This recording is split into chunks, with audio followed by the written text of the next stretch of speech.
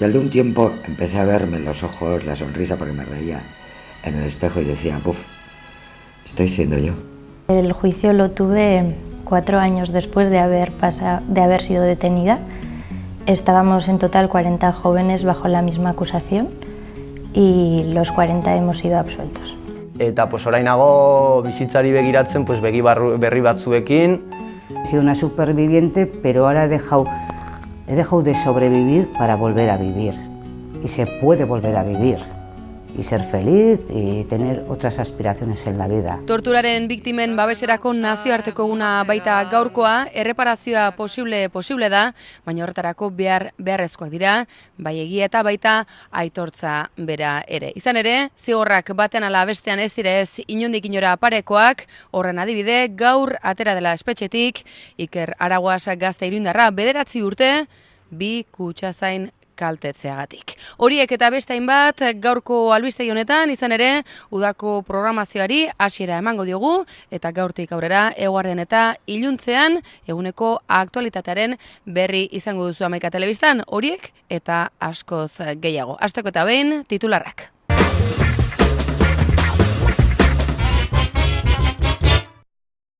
Lauaxeta poeta eta kazetaria omendu dute Mungian eta Gasteizen asteburuan hil zuteneko 80. urtemugan. Gasteizko Santa Isabel hilerrian fusilatu zuten frankistek 1917ko ekainaren 25ean 31 urte zituela. Eta aktualitate politikoarekin segituz, ELA eta Euskal Herria Bilduren arteko aliantzak Euskadi hondamendira eramango duela esan du gaur Andoni Ortuzarrek, eta ohartarazi die haiek bat egiteak ez duela jeltzalen posizioa inondik inora aldaraziko. Eta Okainako espetxetik atera dena gaur goizean Iker Aragoaz gazte iruindarra 2 kutxazain automatikori eraso egitea egotzita atxilotu eta epaitu zuten 9 urteko zigorra jarri eta ura bete ostean atera da gaur espetxetik. Tomas Elgorriaga Kuntze Hondarribiarra ere gaur geratu da libre, bestalde baina espetxe politika eta sakabanaketa politikaren ondorioz Iker Lima presoaren lagun batek istripua izan duela jakinarazi du Etxerat elkarteak, urruntzearen ondorioz gertatu dela, hori dela eta aurtengoan honezkero 7. istripua dela gogoratu dute eta elkartaratzerako deia egin biharko egunerako. Eta kirol kontuetan, larunbatekoa egun gazi-gozoa pilota zaleentzat Juan Martínez de Irujori agur omenaldi unkigarria egin baitzioten Iruñeko Labrit pilotalekuan, azken partidarik jokatu gabe, baina zuriz jantzita esan zien agur jarraitzaileei Iberoko pilotari handiak. Eta guraldi kontuetan, San Juanetako suak itzaltzeko adinako euria izango da atozen orduotan, ekaitza espero da, ostarte handirik ez beraz, eta mendialdean bereziki zaparradak datozen orduotan. Eta eguneko gai nagusien atalari bukaera emanez, Bikin batin abestiak iragarriko du Lesakako aurtengo Nafarroa Oinez festa, gaur aurkeztu dute bideoklipa Iruñean eta antolatzaileek aurreratu dute, Lesaka, memoria, ikastola eta aurren bizipoza islatu nahi duen egunean murgilduko dela eta hori adierazten dutela, doinu eta irudi hauekin.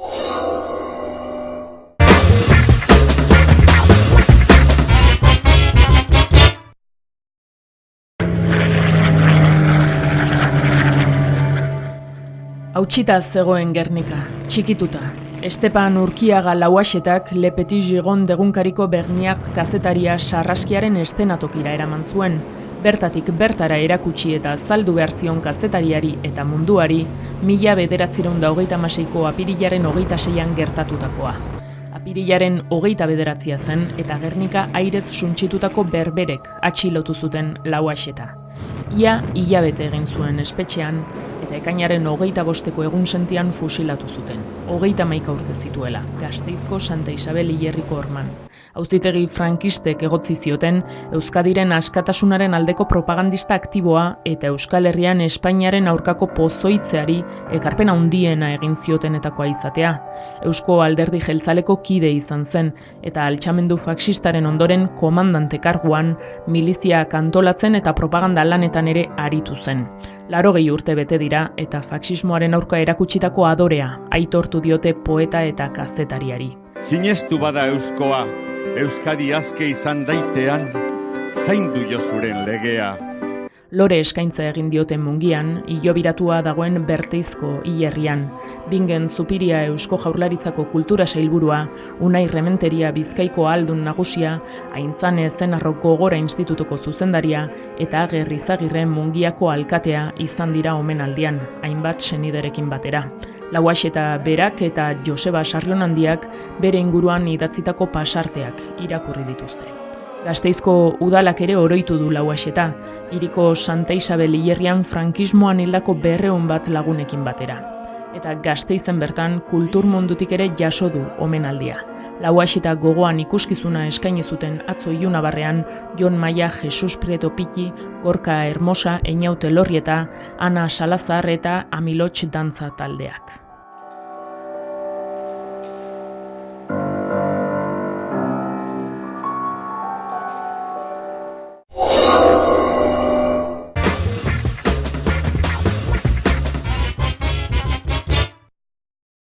A más puntos de... Andoni Ortuzar, Euskadi Buru Batzarreko presidentea Pedro Sánchez PSOEko idazkari nagusiari zuzendu zaio.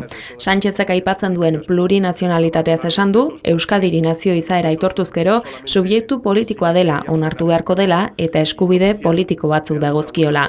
Ortuzarrek Euskadirentzat aldarrikatzen duen nazio izaeratik, nabarmendu du Gernikako estatutuaren zati bat garatu gabe dagoela. Hori bai, argi utzi du gai hori Lakuako gobernuari eta EAJari dagokiela. Hain justu, estatutuaren garapenerako Espainiako gobernuak eta popularrek duten borondatearen araberakoa izango omen da, jeltzaleek Madrilen izango duten jarrera. ELA sindikatuko idazkari nagusi Adolfo Muñozek asteburuan egindako elkarrizketei ere heldu die Ortuzarrek, Muñozek esan baitu euskal neoliberalismoak Espainia egituratu eta euskal burujabetza uxatzen duela. Ortuzarrek leporatu dio existitzen ez den herri bat marraztu duela Muñozi, Euskadin oraindik arazoak badaude ere, azten enplegua sortzen eta krisitik irteten ari omen delako.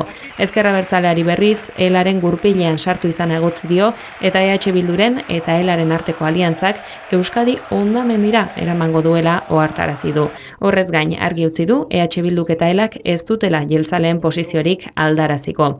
Jeltzaleak ez direla inorekin ezkonduko esan du Ortuzarrek gai guztietan Espainiar estatuaren egonkortasunean barne Euskadiko interesen arabera erabakiko dutela. Bai jeltzaleek Madrilekiko izango duten posizioa zehazten diharduten bitartean, EH Bilduko koordinatzaile nagusi izendatu berritan, Latinoamerikako hainbat buruzagi politikorekin bildu da Arnaldo Otegi. Larunbat eguerdian, Rafael Correa Ekuadorko presidente ohiarekin bazkaldu zuen, eta horrez gain, Uruguaiko herri partaidetzaren mugimenduko kongresuaren irekieran ere parte hartu zuen. Bertan, Pepe Mujikak eta Correak hitz egin zuten, eta EH Bilduko koordinatzaile nagusia ekitaldiko ohorezko gonbidatuetako bat izan zen.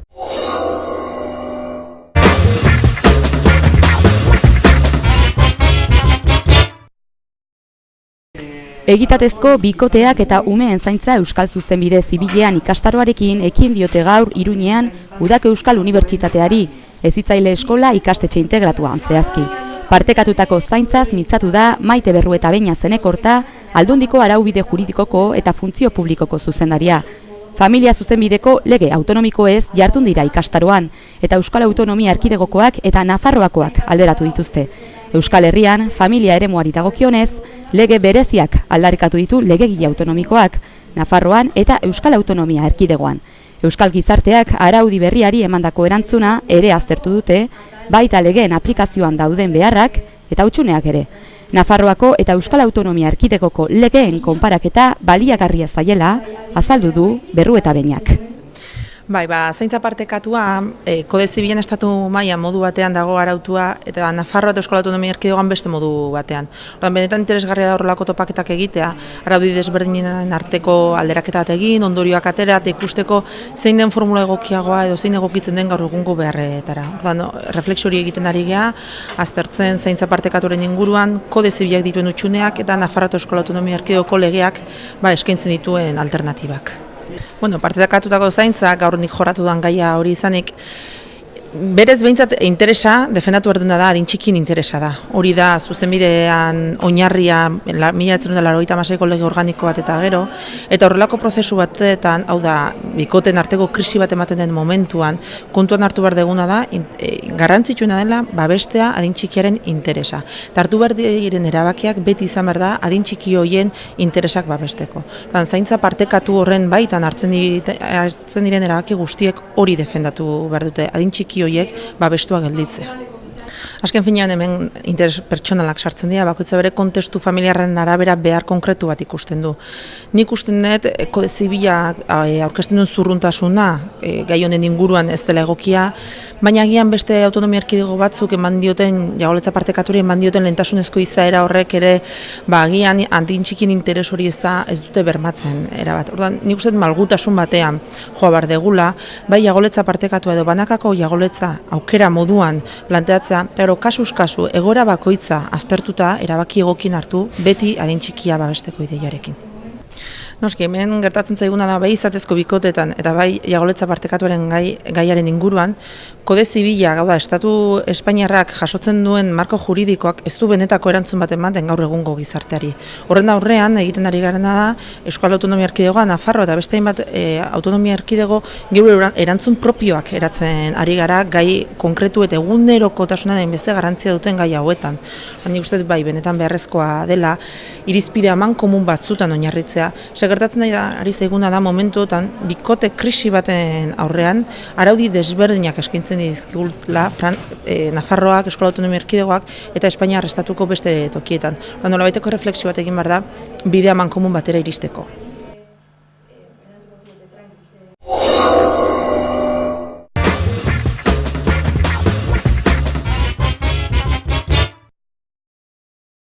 Pasaden maiatzaren 20an Bilboko triatloiaren itsasadarreko frogan leptospirosiaz gaixotutako 3 atleten inguruan, Bilboko udaleko zinegotzi den Yolanda Diezek garbi utzi nahi izan du beraien eskumenen artean ez dagoela itsasadarreko uraren analitika egitea. Nosotros no somos competentes en la analítica, en hacer una analítica microbiológica de la ría. Nosotros, el área que yo dirijo, analizamos las fuentes de consumo de agua, las torres de refrigeración, las agua caliente sanitaria, piscinas y spas, pero no tenemos competencia en la ría. Gaineratu dute, naiz eta udaletxeak berak bilera ezberdinetan parte hartu erakunde ezberdinekin, beraien jardun eremua mugatua dela. Nosotros somos competentes en los márgenes de la ría, no en el agua de la ría. Cuando hay una prueba en la que organizan una prueba en la ría, son las propias organizaciones quienes tienen sus laboratorios privados que analizan. Y entonces dan el visto bueno a que se haga la prueba. Udaletxeak gogorarazi nahi izan du zeintzuk diren osakidetzak ematen dituen gomendioak uretan sartuz gero. La inmersión no puede ser mayor a 2 horas y que inmediatamente después, eso se ha hecho siempre, inmediatamente después de esa inmersión tiene que haber una ducha.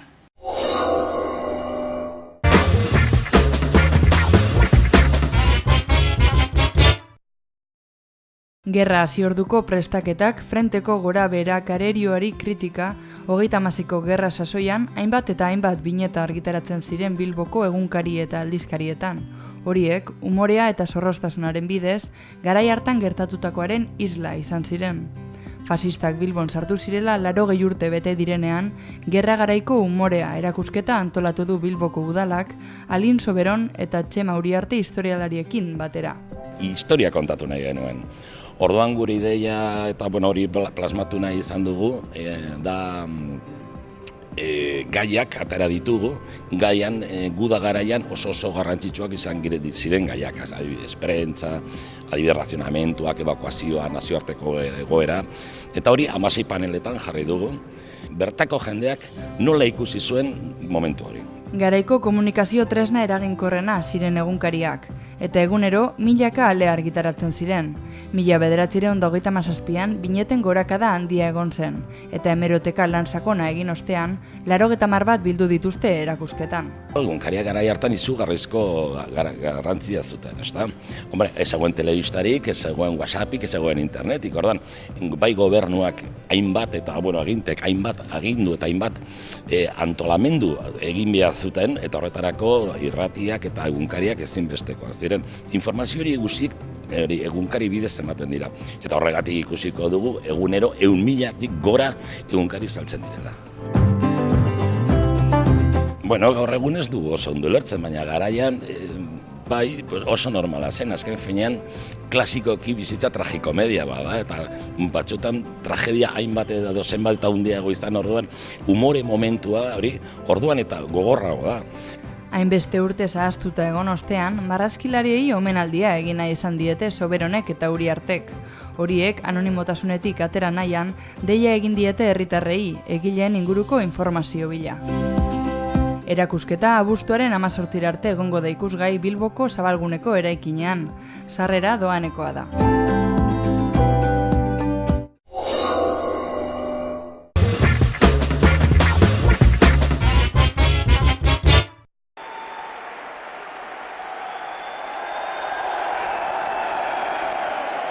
Zuriz jantzita esan zuen agur Irujok.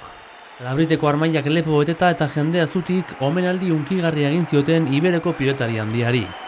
Kamiseta gorria eta galtza zuriak soinean, berak egin zuen orezko sakea jaialdiko lehen partidaren atarian, eta aurreneko neurketa horren ondotik jaso zuen omenaldia. Besarkada beroa eman zion Idoia Arrebari aurrezkoa dantzatutakoan. Julio Sotok bertxotan adierazi zion zaleek bereganako sentitzen duten maitasuna, eta amaiteko Irujok berak hartu zuen hitza. Hunkituta eta begiak bustita esker honeko hitzak eskaini zituen iberoarrak.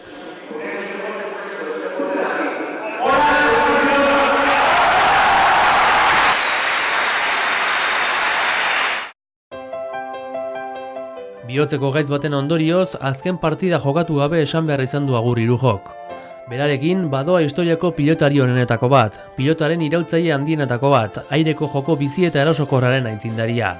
2003an profesionaletan debut egin zuenetik, 928 partida jokatu ditu Irujok, 13 txapel jantziz, tartean buruz buruko 5. Gainera, 2 aldiz irabazi ditu urte bereko 3 txapel handiak. Pilotari moduan miretsia izateaz gain oso maitatua da Irujo. Kantxan genio bizikoa, gertukoa, umila eta maitagarria azaldu baita beti hortik kanpo. Agur esan du Irujok, badoa handienetako bat, baina betiko erango du bere legatuak.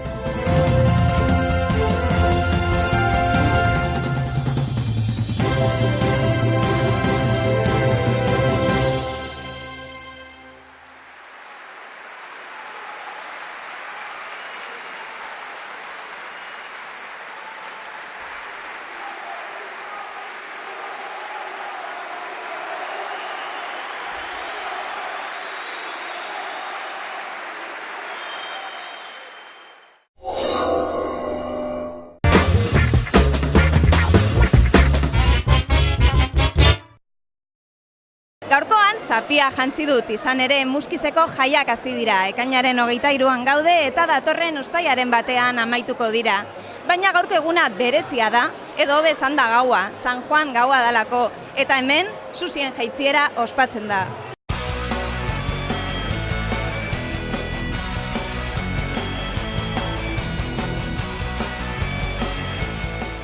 Gure herrian igual jaietako gauza bitxiena. Badaramagu gutxi gora bera, pentsatzen dugu 35 urte, ez gaude ziur, baina hortik gutxi gora bera. Auzo bakoitzak egiten zuen bere San Juana da. Baina momentu batean erabaki zuten, San Juana da erroldi bat egitea eta hori izan zen San Juana da municipala. Lehenengo urteetan igual 500, 700 zuzirea banatzen ziren. Orain dela 10 urte 1500. Iaz izan zire ja 3000. Eta aurten ja gehiago esango dira, kalkulatzen dugu gutxi gora bera 3008. Muskiztarrontxa da nik esango nuke gure ekintza bereziena, baina urtean zehar. Eta ezaiguzu nahi, zergaitik da berezia gau hau? Ez dakit, uste guztia eta megintzen delako. Ez dut ideiarik. Sua, jendea, jende asko, sua. Galdera zaila da, Ez que, txikitatik joan gara eta... Gau berezia da, gustatzen zaigu, etorri egiten gara, urte guztietan etortzen gara. Denok... Denok elkarregit egoten. Harrigarria dela ikustea nola iaizten den jende guztia, antortzaekin, piztuta, zumi bat antzekoa. Azkenengo ohitura bat da, muskistoarren ohitura, orain dela ez dakizen bat urte daramagu horrekin eta gau importantea da. Da beti eskatu duzune desiua, beti initzen da. Berezitasun hori esango da, jende guztiak hartzen duena, bai hemengoa, enguruetatik edo zein lekutatik. Ni lekitxotik nator, urtero, 15 urtitatik, ze nitzako da, ez da, beste munduko gauza bat, asko gustatzen dut. Hemen ez dago inor ere musikoa bat bez, dena dira bilokoak. Arrotzen gaituena da oso berezia da guretzat. Gazteontzat, helduentzat, denontzat.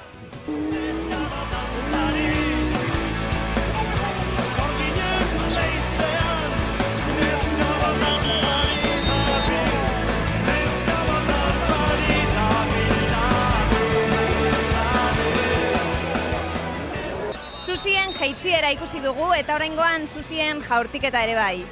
Ibilbidearekin gelditzen gara, baina argi dagoena da Susien gau hau oso berezia dela hemen Muskizen.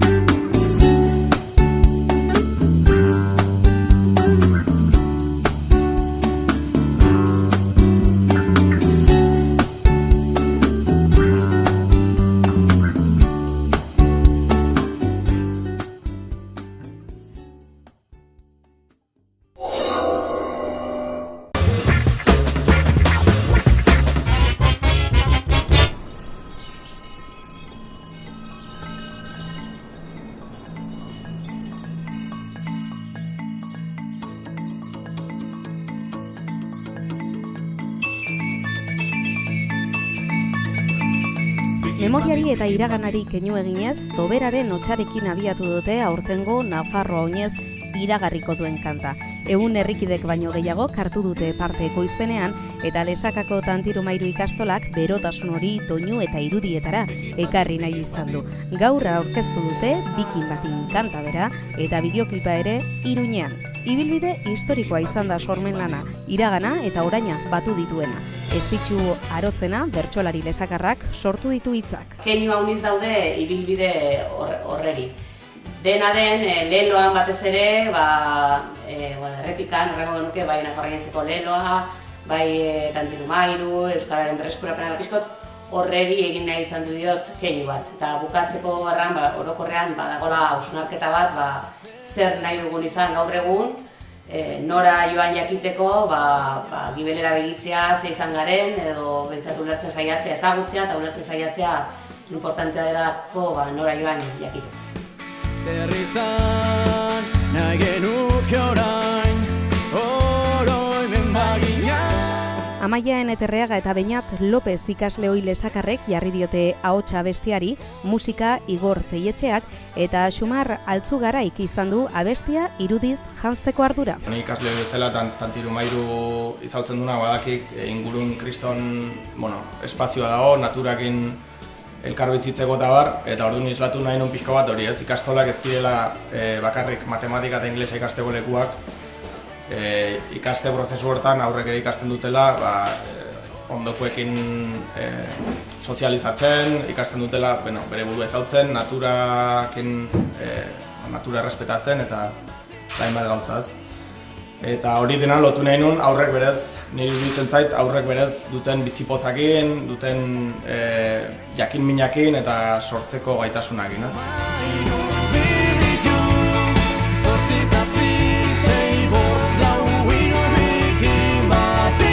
Urriaren 15ean ospatuko da Nafarroa Oinez lesakan, Tantiro Mairu ikastolako lehendakari Amaia Laserasek azaldu du arrazoi nagusia. Gure ikastola, Tantiro Mairu ikastola momentu honetan iki gelditu zen. Orain dela 42 urte abiatu zen, 7 ikasle zituela eta gaur den egunin ehundik gora ditugu. Eta dakizuen bezala hezkuntza beharrak aldatu dire eta gaur egun ditugun espazioa ez dire gu nahi bezain egokiak, behar horiei erantzuteko. Eta gure eraikinak, gaurko eraikinak zabalkuntzarik onartzen ez duenez, haren ondoan bertze bat eraikin nahiko nuke eta horretaz baliatuko dugu Nafarroa Oinezetik lortzen dugun laguntza.